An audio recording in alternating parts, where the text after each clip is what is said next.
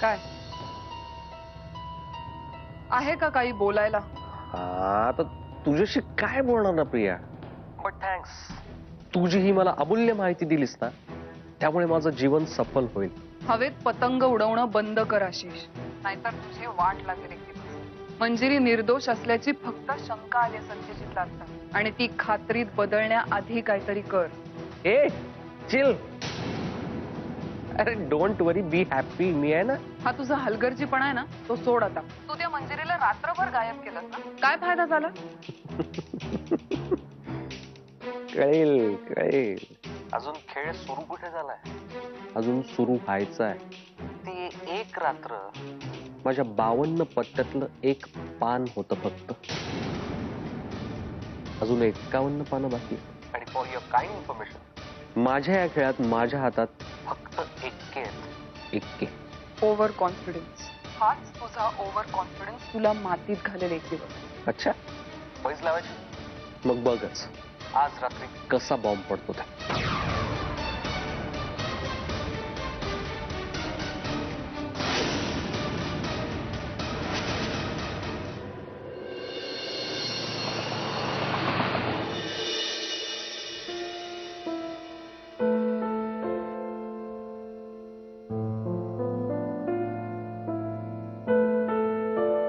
अहो तुम्ही पुण्याला गेला होतात ना, काय झालं? नाही सापडली ती माणसं. चला, एका अर्थी बरंच झालं. मी जेवण वाढून आणते तुमच्यासाठी. ऐक,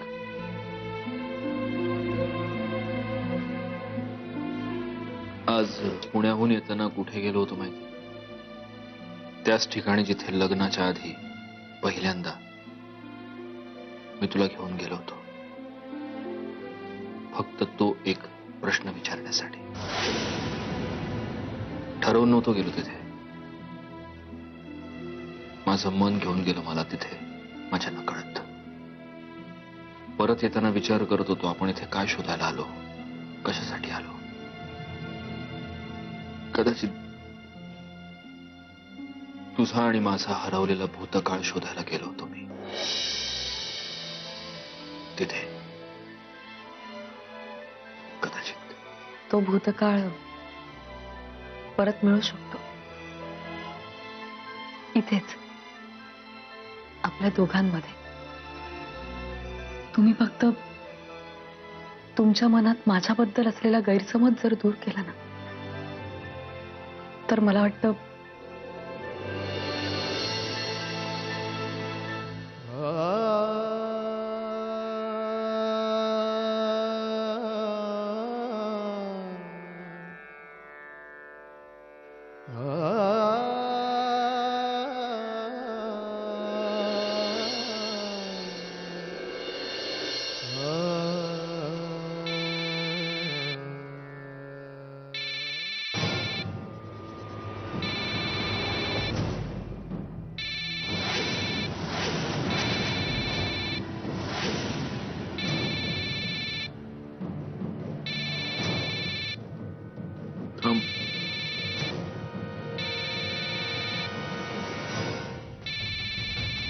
रिसीव्ह करतो फोन. अहो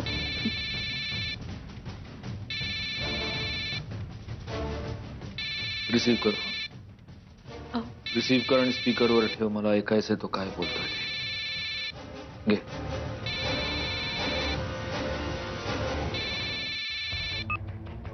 काय म्हणू? हा, आधीचे कॉल रिसीव्ह का नाही केले माझे? कामात होतीस का? ठीक आहे. माझी आठवण येते ना? हा, येते ना? येते ना? हा हा. माहिती आहे मला. हॅलो, तू बोलत का नाहीयेस? तुझा नवरा त्रास देतो. कालपासून त्यांनी हैराण केलं असेल ना तुला. सगळे प्रश्न विचारू की त्या रात्री कुठे होतीस, काय करत होतीस. खूप टॉर्चर केलं असेल ना त्याने. अगं मग तू सांगितलं का नाहीस? त्या रात्री तू माझ्यासोबत होतीस. खरंच अजून कितीतरी दिवस त्या सगळ्या आठवणी पुरतील माझ्यासाठी. नाहीतर तुझ्याशिवाय जगणं खूप कठीण होऊन जातं ग. मानू हॅलो मनू, काय झालं? बोल ना. बोलत का नाहीस? हे बघ, तुझ्या तोंडून गुड नाईट असं ऐकल्याशिवाय आता मला झोप काही येणार नाही. प्लीज बोल ना.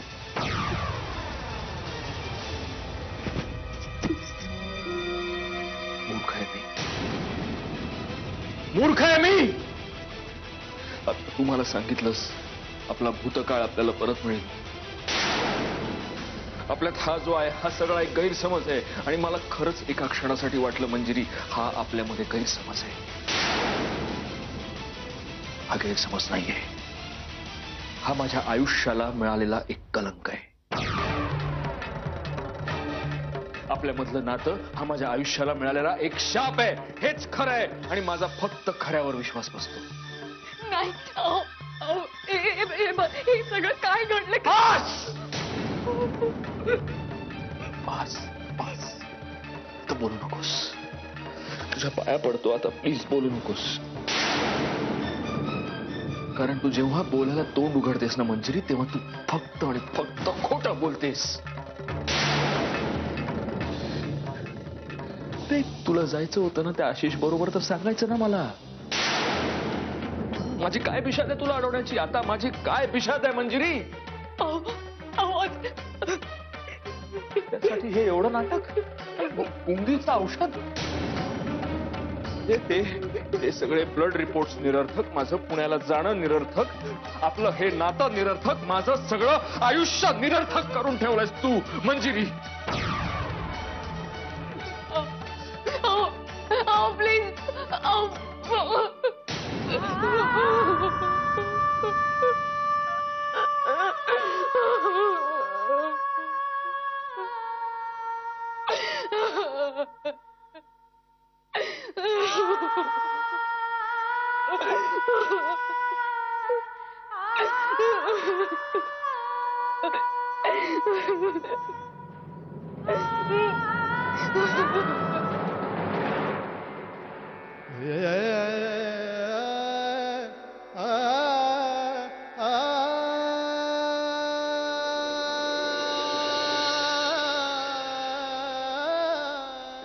यावेळी इथे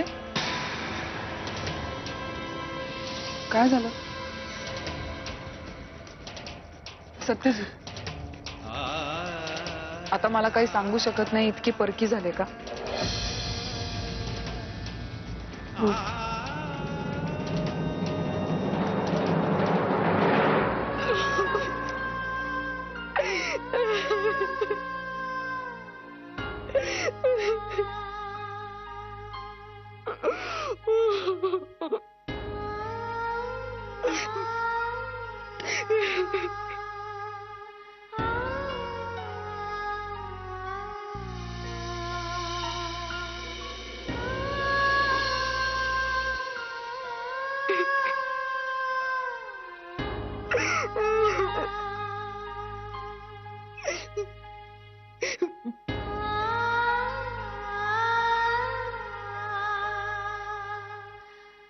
नाही, आता इथून पुढे कधीच तुझ्या पुढे हात जोडणार नाही.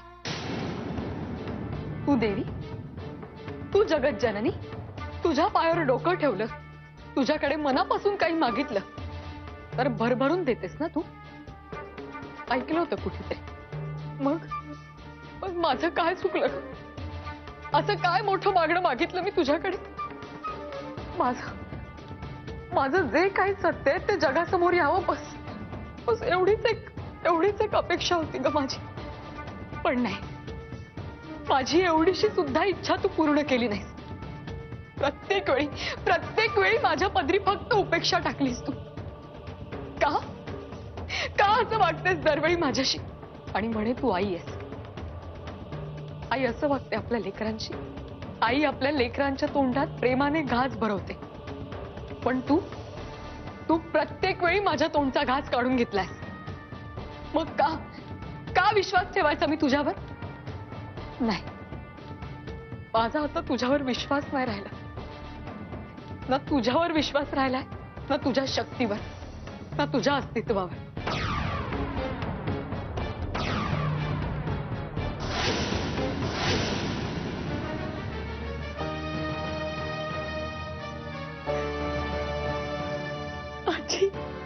तुझं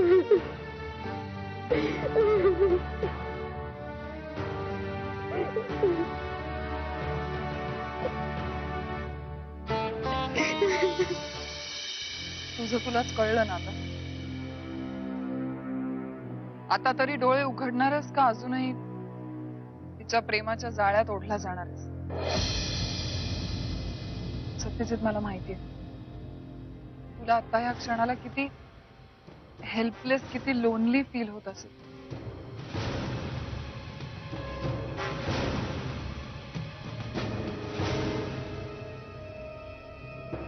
बाकी कोणी नाही तरी मी नक्कीच समजू शकते आणि मी आहे तुझ्या बरोबर. प्रिया, मी आधीच आयुष्यात खूप हरलोय. आता तुझी सहानुभूती दाखवून मला आणखी हरवू नकोस प्लीज. माझ्या प्रेमाला तू कुठलंही नाव दिलंस तरी माझं प्रेम प्रेमच राहणार आहे. पण आता परिस्थिती अशी आहे की मी फक्त तुझ्या बरोबर असू शकते. इथे तुला स्वतःला स्वतःच आधार द्यायची गरज आहे. स्वतःचीच कीव यायला लागली आता मला. असं नको विचार करूस. यातून बाहेर पड. सत्यजित, असा विचार करत राहिलास ना तर तू आणखीन अडकत जाशील यात. बर, हे बघ, आपण असं म्हणूया मंजिरी खरी आहे, ती निर्दोष आहे.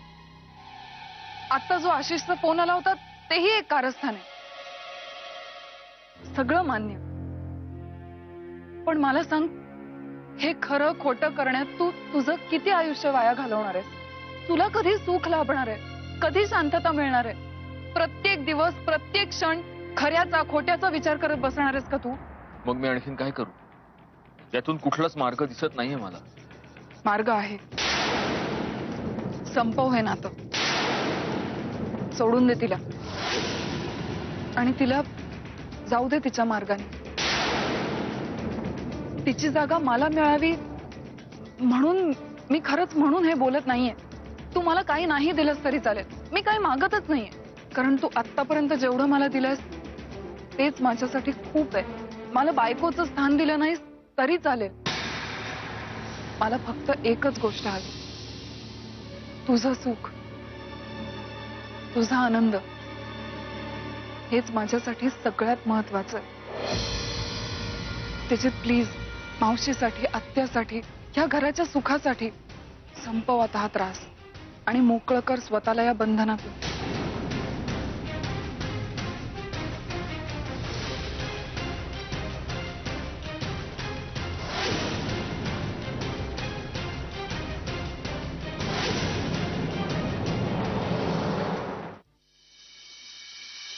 काय ग, काल रातच्याला कुठे होतीस? हा, ते आत्या, अच्छा, सत्यजित संग होतीस व्हय? म्हणून बाईसाहेबांचा चेहरा एवढा खुललाय त्यो. आत्या, मी ज्या दिवसाची वाट बघत होते ना तो दिवस आला. दसऱ्याच्या मुहूर्तावर सत्यजित माझा होणार. अगो बाई, कसं पण पडलं नाही ना तुला? स्वप्न नाही, तू जे ऐकतेस ना ते खरं आहे. म्हणजे काल मला सत्यजितने सांगितलं की तो त्याच्या आणि मंजिरीच्या रिलेशन बद्दल काय तो फायनल डिसिजन घेणार आहे. म्हणजे त्यांनी मला सांगितलं नाही डिसिजन काय आहे, पण तुला माहितीये कालच्या त्याच्या एकंदरीत बोलण्यावरनं मला वाटतं त्याचं डिसिजन उघड आहे. अगं बाई, मग इथं काय करतीय? अगं उठ उठ, जा लवकर, आज दसरा आहे. आजचा सण तू त्याच्या संग साजरा कर. अगं उठ.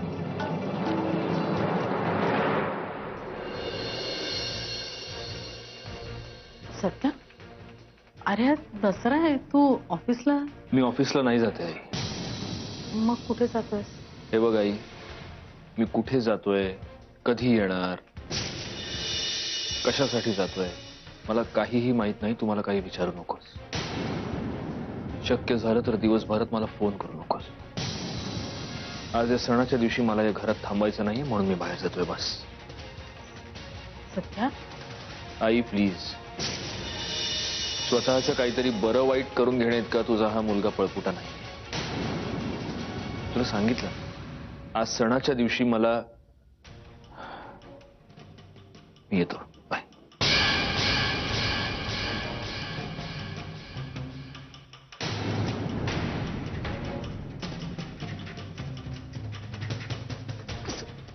हा कुठे गेला मावशी? सत्यजित,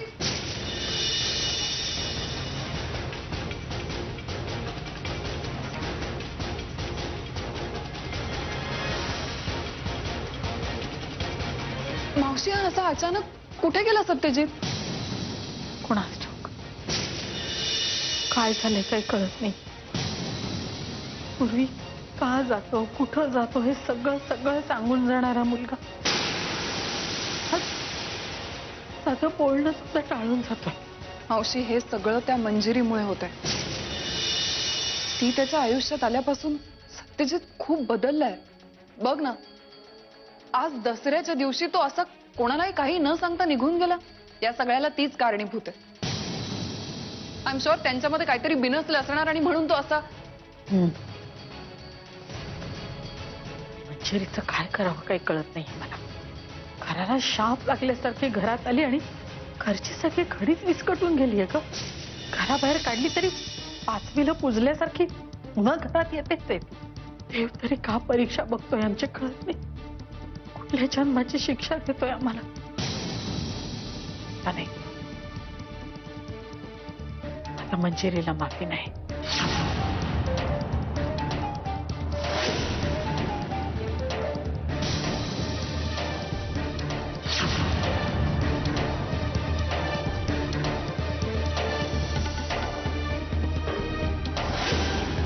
शांत हो पुरी, शांत हो बरं. बस इथं, बस इथं. अगं पोरी, असं रडत बसून काय होणार आहे का? हा, इथं बघ, इथं बघ. आणि असं देवावर राग करून काय होणार आहे? नाही ना. रडतीस कशा पाहिजे? शांत, रडू रडू नकोस. शांत हो माझ्या बाळा. आजी, माझी सहनशक्तीच संपली हो आता. यांचा कशावरच विश्वास बसत नाही. आता तर ते डॉक्टरचे रिपोर्ट सुद्धा खरे मानायला तयार नाहीये. तू माझ्या लेकराविषयी मला सांगणार? मला तर त्या आधीच ठाव आहे ग. तो स्वतःला बदलू शकला नाही, पण तू तर बदलू शकतेस नव. तू आजच्या युगातली पोरगी आहेस नव. मग अशी मुळमुळ रडत काय बसलीयस? हे बघ, स्वतःला सिद्ध कर. समद्यासनी दाखवून दे. सीतेपरीस बाईनं मर्यादित राहणं बराबर आहे, पण येळ पडली तर बाईनं चंडिका किंवा कालिका व्हायला न ग. ह्या अशा परिस्थितीत मी कसं करू शकेल? का करू शकणार नाही? का करू शकणार नाहीस तू? पोरी, तुझा संसार उधळणाऱ्या त्या महिषासुराची मानगूट पकड आणि घे सोड. बघूया कोण आडवा येतो तुझ्यात. मी हाय नव. पण आजी, मला जमेल काय सगळं?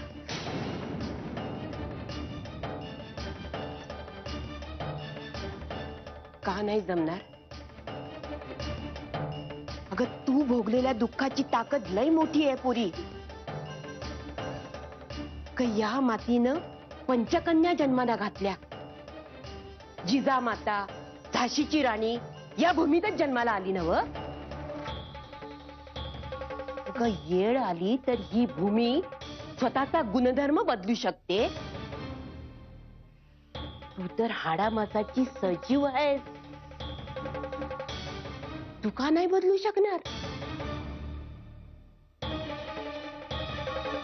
हो ताकदवान,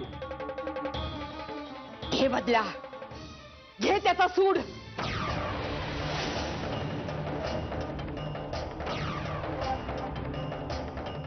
तोडून रूप हे शांत, हो दुर्गा एक क्षणात बोलावून त्यास चौकात, ज्याने केला हा घात बोलाव त्यास चौकात. भर कपाळास मळवट कर उग्र रूप तू प्रगट, आसूड घे हातात ते शिक्षा त्यास जनात. फटक्यानी फुटता पाठ पोटातील सारे सत्य, ओकेल तो सकलास नाहीसे होईल संशयभूत.